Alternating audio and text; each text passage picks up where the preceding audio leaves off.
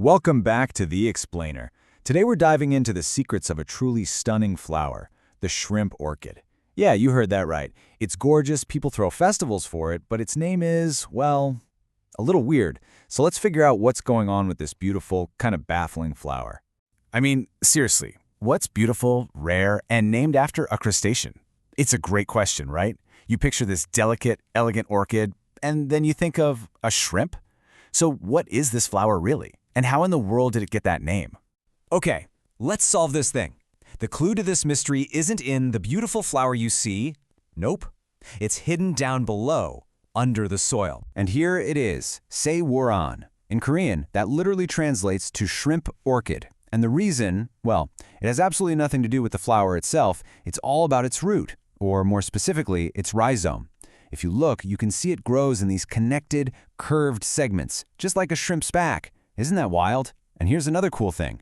Unlike the orchids you might imagine hanging from trees, this one's a terrestrial orchid. It grows right there, in the dirt, on the forest floor. So, mystery solved, but the story doesn't end there. The shrimp orchid isn't just a one-off curiosity. It's actually the patriarch, if you will, of a whole fascinating and really diverse family of orchids, all native to Korea.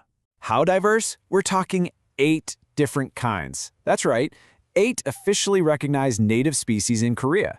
It's a mix of 4 original, or parent species, and then 4 natural hybrids that just popped up on their own. And this family has some really interesting members. You've got the Yurumseuran, which is the odd one out. It's the only one that blooms in the dead heat of summer. We're talking August and September. Then there's the Gumseuran, which is super popular for its stunning golden flowers. And then there's the Sinantseuran, which is really special. It's a totally unique species that was first discovered in the Sinan area, and it's already considered a level 2 endangered plant. And that word right there, endangered, that's where this story takes a turn. Because for all their incredible beauty, many of these amazing native orchids are in serious, serious trouble. This beauty is just so fragile. We already mentioned the Sinantseuran is officially protected, and that summer shrimp orchid, it's so incredibly rare you can only find it in a few tiny little spots on Jeju Island. But here's the thing that's really shocking. The biggest threat isn't what you guess, like habitat loss or something.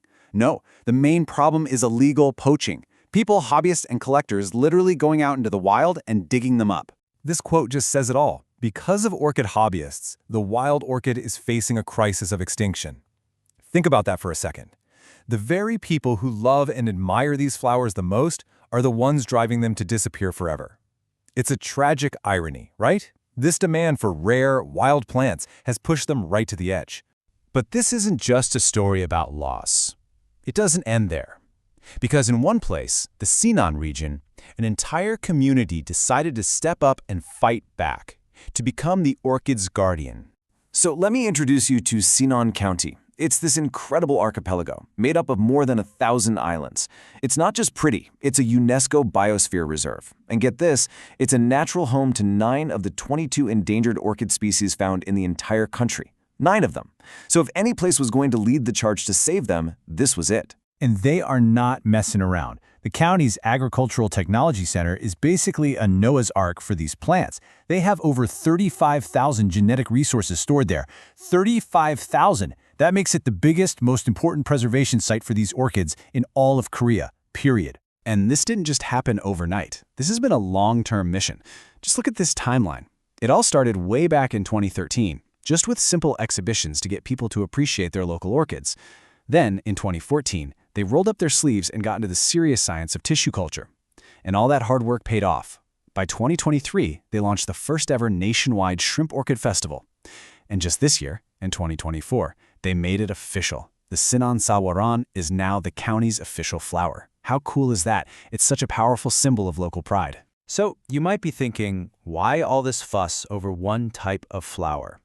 Well, because the story of the shrimp orchid is actually about something so much bigger than just a plant. See, in this part of Korea, orchids are deeply woven into the local culture. There's this amazing legend about another native orchid. It tells of sailors caught in a thick pea soup fog. They were completely lost, couldn't see a thing. But then, they were guided safely back to shore, away from the treacherous rocks, just by following the incredible fragrance of wild orchids blooming on the cliffs. For them, those flowers were literally a guiding light, a beacon of hope. And that, really, is what this is all about. The story of the shrimp orchid, this flower with the funny name, shows us something so incredibly important. It's a perfect example of how one local community, by falling in love with its own natural heritage, can become a powerful force for protecting biodiversity for all of us. So as we wrap this up, it really makes you think, doesn't it? The people of Sinan found their treasure, their cause, in this small, beautiful flower with a quirky name. And it makes me wonder, what natural treasures are out there in your own world, in your own backyard, that are worth protecting?